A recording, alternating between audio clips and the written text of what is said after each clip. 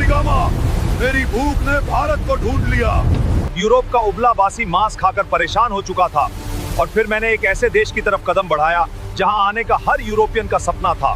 तो वीडियो को पूरा देखें और चैनल को सब्सक्राइब कर लीजिए। कल्पना कीजिए 15वीं शताब्दी के यूरोप की बर्फ से ढकी सर्द रातें, कड़कड़ाती ठंड और खाने की मेज पर रखा हुआ बेस्वाद उबला हुआ या नमक में लपेटा हुआ सूखा मांस। उस दौर में यूरोप के पास न तो आज जैसी सुख सुविधाएं थीं और न ही खाने में कोई स्वाद। उन्हें अपने मांस को लंबे समय तक सुरक्षित रखने और उसमें जान डालने के लिए एक जादुई जड़ी बूटी की सख्त जरूरत थी और वह जादू था मसाला, काली मिर्च, लौंग, दालचीनी और इलायची। लेकिन दिक्कत यह थी कि ये मसाले उनके यहाँ नहीं उगते थे। ये आते थे एक रहस्यमयी, दूरस्थ और परिकठाओं जैसे देश से, जिसे दुनिया भारत कहती थी। भारत उस समय दुनिया का वो खास स्थान था जहाँ हर कोई जाना चाहता था, लेकिन किसी के पास वहाँ का सीधा रास्ता या नक्शा नहीं था। सदियों से अरब के व्यापारियों ने इस रास्ते पर अपना दबदबा बना रखा था। वे भारत से सस्ते दाम में मसाले खरीदते और रेगिस्तानी रास्तों से होते हुए यूरोप के बाजारों में उसे सोने के भाव बेचते थे। अरब के व्यापारी यूरोपियनों के लिए वो सख्त कर वसूलने वाले बन गए थे, जो कहते थे या तो हमारी मुंह मांगी कीमत दो या फिर अपना वो फीका और सड़ता हुआ मांस खाते रहो। यूरोप के राजा इस बात से बौखलाए हुए थे, खासकर स्पेन और पुर्तगाल के शासक। उनकी रातों की नींद उड़ चुकी थी। उन्हें भारत चाहिए था, लेकिन जमीन के रास्ते से जाना मुमकिन नहीं था, क्योंकि बीच में उस्मानिया साम्राज्य जैसी विशाल दीवार खड़ी थी। तब पुर्तगाल और स्पेन के राजाओं ने अपनी अपनी दूरबीनें उठाई और समंदर की उठती हुई खूंखार लहरों की तरफ देखा। उन्होंने तय किया कि जमीन का रास्ता बंद है तो क्या हुआ, हम पानी का सीना चीरकर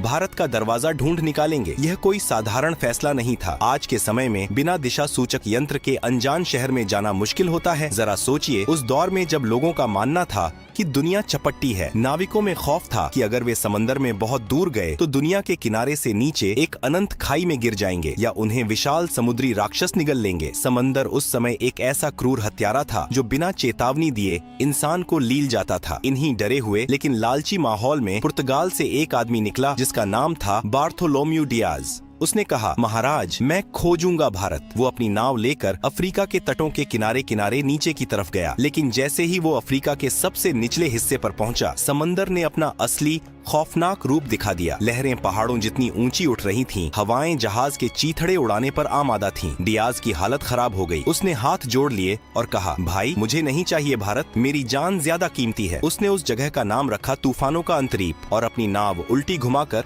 वापस पुर्तगाल भाग गया। पुर्तगाल के राजा मैनुअल प्रथम के सीने में अभी भी मसालों की आग जल रही थी। बार्थोलोम्यू डियाज के वापस लौटने के 10 साल बाद पुर्तगाल के दरबार में एक ऐसे आदमी को बुलाया गया जिसकी आंखों में समंदर का खौफ नहीं बल्कि उसे जीतने की जिद थी। एक ऐसा जिद्दी और सन की नाविक जो मौत के मुंह में हाथ डालने का शौक रखता था। उसका नाम था वास्को डी गामा। राजा ने वास्को डी गामा की आंखों में आंखें डालकर पूछा, क्या तुम वो कर सकते हो जो डियाज नहीं कर पाया? क्या तुम समंदर के उस शैतानी दरवाजे को तोड़कर मेरे लिए भारत ला सकते हो? वास्को डी गामा ने थोड़ा मुस्कुराते हुए अपनी तलवार पर हाथ रखा और कहा, अगर समंदर ने मुझे नहीं निगला तो मैं आपके कदमों में पूरी दुनिया का व्यापार लाकर रख दूंगा। और यहीं से शुरू होने वाली थी इतिहास की सबसे खौफनाक, सबसे रोमांचक और दुनिया का नक्शा हमेशा के लिए बदल देने वाली समुद्री यात्रा। 8 जुलाई 1497 का वो मनहूस लगने वाला दिन। पुर्तगाल का लिस्बन बंदरगाह किसी शानदार जश्न का नहीं बल्कि एक खौफनाक मातम का गवाह बन रहा था। किनारे पर खड़ी हजारों की भीड़ ऐसे छाती पीट पीट कर रो रही थी जैसे वास्को डी गामा और उसके नाविकों को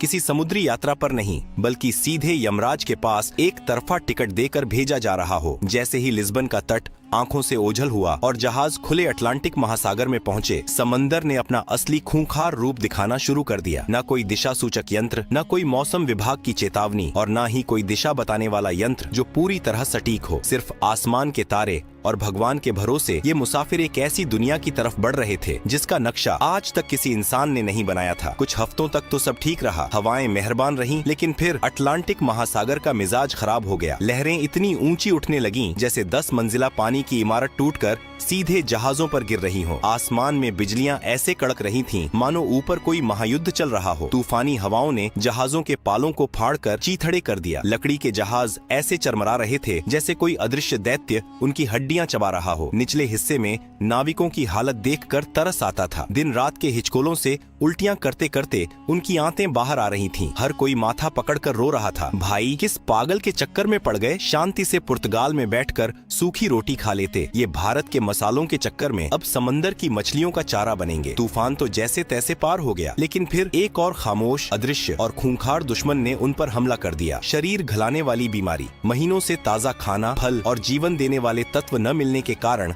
नाविकों के मसूड़ों से खून बहने लगा। उनके दांत सड़कर टूट टूट कर हाथों में आने लगे। शरीर पर बड़े बड़े छाले पड़ गए और भयानक बदबू उठने लगी। जहाज का निचला हिस्सा एक तैरते हुए अस्पताल और मुर्दा घर में तब्दील हो गया था। रोज किसी न किसी नाविक की लाश को एक भारी पत्थर बांधकर समंदर में फेंका जा रहा था। बचे हुए नाविकों का सब्र अब पूरी तरह जवाब दे चुका था। उन्होंने वास्को डी गामा के सामने बगावत कर दी। वो घुटनों के बल गिरकर गिड़गिड़ाने लगे, कप्तान हमें माफ करो, वापस चलो। हमें नहीं चाहिए कोई भारत, हमें नहीं चाहिए कोई सोने की चिड़िया या मसाले, हमें बस जिंदा अपने घर जाना है। लेकिन वास्को डी गामा कोई आम इंसान थोड़ी था। वो एक नंबर का जिद्दी, कठोर और सनकी आदमी था। उसने अपनी तलवार निकाली और एक ऐसा काम किया जिसे देखकर नाविकों की हालत खराब हो गई होगी। उसने दिशा बताने वाले सारे उपकरण समंदर में फेंक दिए और चीख कर बोला, सुन लो कान खोलकर, अब हमारे पास लौटने का कोई रास्ता नहीं बचा है। या तो हम भारत पहुंचेंगे या फिर ये समंदर ही हमारी सामूहिक कब्र बनेगा। अगर किसी ने वापस जाने की बात की तो समंदर बाद में मारेगा, मैं उसे पहले अपने हाथों से काट डालूंगा। उस आदमी के इस पागलपन और खौफनाक जुनून के आगे शायद मौत को भी पसीना आ गया होगा। और तभी वो सबसे खौफनाक घड़ी आ गई। वे अफ्रीका के उस सबसे निचले सिरे पर पहुंच गए थे जहां 10 साल पहले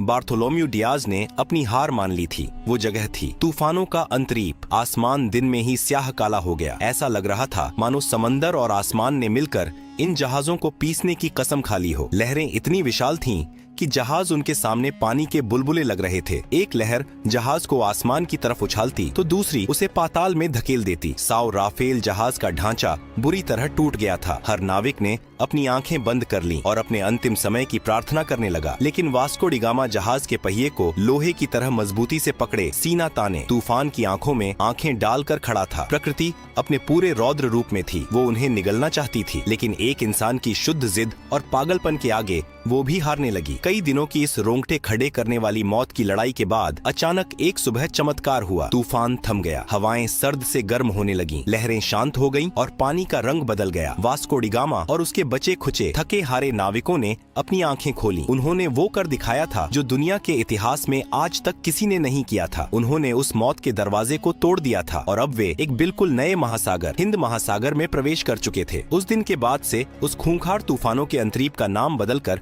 हमेशा के लिए उम्मीद की किरण रख दिया गया, क्योंकि अब उन्हें यकीन हो गया था कि भारत का रास्ता यहीं से जाता है। लेकिन कहानी अभी बाकी थी मेरे दोस्त। वे हिंद महासागर में तो आ गए थे, लेकिन भारत अभी भी बहुत दूर था। और सबसे बड़ी मुसीबत ये थी कि ये समंदर उनके लिए बिल्कुल नया था। यहाँ का पानी, यहाँ की हवाएं, सब कुछ अनजान था। उन्हें नहीं पता था कि भारत किस दिशा में है। उन्हें अब एक ऐसे इंसान की सख्त तलाश थी जो इस अनजान पानी का उस्ताद हो, जो उनका हाथ पकड़कर उन्हें उस स्वर्ण भूमि तक ले जाए। उन्हें एक स्थानीय राहगीर चाहिए था जो आज के सजीव नक्शे की तरह उन्हें सीधा रास्ता दिखा सके। और वो इंसान उन्हें मिलने वाला था पूर्वी अफ्रीका के मालिंदी तट पर। एक ऐसा आदमी जिसकी एक उंगली के इशारे ने पूरी दुनिया का भूगोल और इतिहास हमेशा के लिए पलट कर रख दिया। अफ्रीका के पूर्वी तट पर मालिंदी नाम का एक शांत और खूबसूरत बंदरगाह था। मौत के समंदर को पार करने के बाद वास्को डी गामा के टूटे फूटे जहाज और उसके बदबूदार थके हारे नाविक जब वहां पहुंचे तो उनकी हालत जिंदा लाशों जैसी हो चुकी थी। उन्हें बस एक ही चीज की तलाश थी, कोई ऐसा इंसान जो उन्हें उस रहस्यमयी भारत तक ले जाए। उन्हें आज के दौर का एक जिंदा नक्शा चाहिए था। और यहीं पर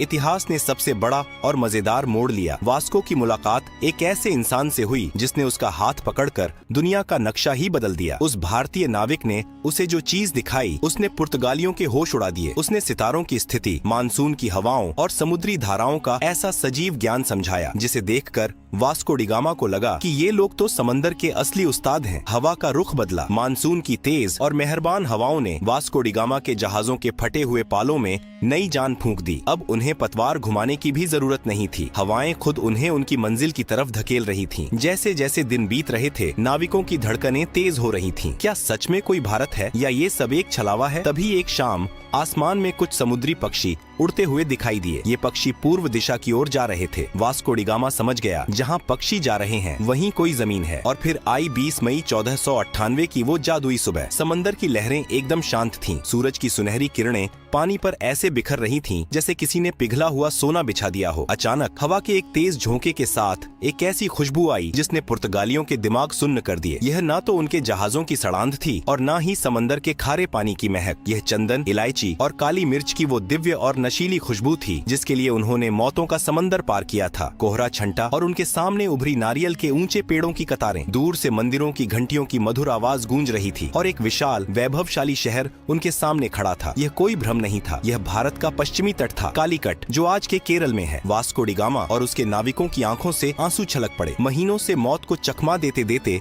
वे आखिरकार उस स्वर्ण भूमि पर पहुंच ही गए थे। जैसे ही जहाज किनारे लगे, नाविक पागलों की तरह जमीन पर कूद पड़े। वे घुटनों के बल गिरे, कुछ ने रेत को चूम लिया, कुछ रोते हुए आसमान की तरफ हाथ जोड़कर भगवान का शुक्रिया अदा करने लगे। यह सिर्फ एक समुद्री यात्रा की जीत नहीं थी, यह यूरोप के उस खौफ पर जीत थी जो उन्हें सदियों से डराता आ रहा था। लेकिन जब वास्को डी गामा ने कालीकट के बाजार में कदम रखा तो उसके होश फाख्ता हो गए। उसने सोचा था कि वो किसी पिछड़ी हुई जगह पर जा रहा है, लेकिन कालीकट तो उस समय का महान नगर या स्वर्ण नगरी लग रहा था। बंदरगाह पर दर्जनों देशों के व्यापारी मौजूद थे। सोने की तरह चमकते मसाले बोरियों में ऐसे खुले पड़े थे जैसे उनके यहाँ मिट्टी पड़ी होती है। रेशम के कपड़े, बेशकीमती रत्न और मसालों के पहाड़ देखकर वास्को डी गामा को समझ आ गया कि जिस भारत को वो खोजने का घमंड कर रहा था, वो भारत तो पहले से ही दुनिया के व्यापार का सरताज बना बैठा था। फिर बारी आई वहाँ के राजा से मुलाकात की। केरल के उस बेहद शक्तिशाली राजा का नाम था जामोरिन। जरा इस अजीबो गरीब सांस्कृतिक टकराव की कल्पना कीजिए। राजा जामोरिन अपने भव्य दरबार में एक ऊंचे सोने के सिंहासन पर बैठे थे। उनका पूरा शरीर बेशकीमती गहनों, सोने की मोटी जंजीरों और हीरों से लदा हुआ था और उनके सामने खड़ा था वास्को डी गामा, जिसने महीनों से ठीक से नहाया नहीं था, जिसके कपड़े फटे पुराने और अजीबो गरीब थे। वास्को डी गामा ने थोड़ा अकड़ते हुए राजा को अपना उपहार पेश किया। अब सोचिए वो पुर्तगाल से क्या लाया था। कुछ सस्ती लकड़ियाँ, कुछ ऊनी टोपियाँ, पीतल के बर्तन और शहद। ये देखकर राजा जामोरिन के दरबारियों को जोर की हंसी आ गई। उन्होंने सोचा, अरे भिखारी, ये क्या कबाड़ उठा लाए हो? हमारे यहाँ के नौकर भी इससे महंगा सामान पहनते हैं। लेकिन राजा जामोरिन बहुत ही शांत और समझदार थे। उन्होंने भारतीय संस्कृति का पालन करते हुए इस विदेशी मेहमान का स्वागत किया और उसे अपने राज्य में व्यापार करने की अनुमति दे दी। वास्को डी गामा को अभी भी यकीन नहीं हो रहा था। जिस चीज के लिए यूरोप वाले सालों से तरस रहे थे, वो भारत ने उन्हें बिना किसी लड़ाई के ऐसे ही दे दी। लेकिन वास्को की आंखों में अब एक अलग ही चमक आ चुकी थी। वह सिर्फ व्यापार करने नहीं आया था, उसने कालीकट की अपार संपत्ति देख ली थी और उसके लालची दिमाग में अब एक ऐसा शैतानी महायोजना पक रही थी जो अगले कुछ दशकों में पूरी दुनिया का इतिहास खून से लिखने वाला था। वास्को डी गामा ने कालीकट में कुछ महीने बिताए और वहाँ का चप्पा चप्पा छान मारा। उसने देखा कि यहाँ का माल तो एकदम सबसे उत्तम है। उसने अपनी बची खुची कौड़ियों और पैसों से अपने जहाजों को मसालों से ऐसे भर लिया जैसे कोई इंसान किसी मुफ्त की दावत में अपनी प्लेट में खाना ठूंसता है। काली मिर्च, लौंग, दालचीनी, जहाजों की लकड़ी तक मसालों की महक से सराबोर हो गई थी। एक भारतीय जहाज भी उसने अपने साथ ले लिया ताकि माल ज्यादा ले जाया जा सके। अब बारी थी वापसी की। वापसी का सफर भी कम खौफनाक नहीं था। बीमारियां और तूफान फिर से नाविकों पर टूट पड़े, लेकिन इस बार उनके पास एक उम्मीद थी। उनके जहाजों के निचले हिस्से में करोड़ों का खजाना भरा हुआ था। जब वास्को डी गामा का बचा खुचा बेड़ा पुर्तगाल के लिस्बन बंदरगाह पर वापस लौटा तो वहाँ का नजारा देखने लायक था। जो लोग उसे रोते हुए यमराज के पास विदा कर रहे थे, वो अब उसकी आरती उतारने को तैयार खड़े थे। राजा मैनुअल प्रथम तो खुशी से नाचने लगा, लेकिन असली भूचाल तब आया जब वास्को ने अपना माल पुर्तगाल के बाजार में उतारा। इतिहास का सबसे बड़ा खजाना हाथ लग चुका था। इस समुद्री यात्रा का सारा खर्च, नाविकों का वेतन, टूटे जहाजों का भारी नुकसान, यह सब कुछ काटने के बाद भी